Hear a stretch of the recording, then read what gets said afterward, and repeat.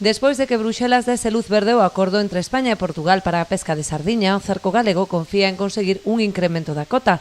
Disporán a partir de maio de 14.000 toneladas, contía que podería incrementarse en 7.000 máis se os estudos biolóxicos constatan a recuperación do recurso. Non é nada, pero dentro do malo, pois nós tamén quedamos de acordo a setar, porque é moito mellor a setar isto con xerre. Que pasa? Pasa que a nós toca-nos cada barco, pois toca-nos 7.000 e non chegamos aos 8.000 kilos para todo o ano. Claro, isto prácticamente non é nada. Entonces, nós o que estamos pendientes, que a sardiña está se recuperando, e a ver se temos suerte agora cando faga un estudio no mes de julio, e que dían 7.000 toneladas máis. Mentres tanto, dende a Cerga teñen previstas futuras reunións para establecer o reparto de cupos por meses, de xeito que a pescaría se poida prolongar ata o mes de novembro.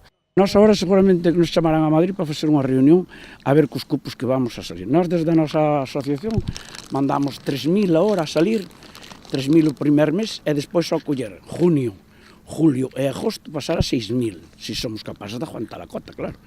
E despois a partir de aí baixar outra vez hasta noviembre, que este ano xa cerramos en outubro, a ver se somos capaces de chegar a noviembre con 3.000. Tras anos de reducción de cotas, a flota do cerco comeza a constatar a recuperación da sardiña.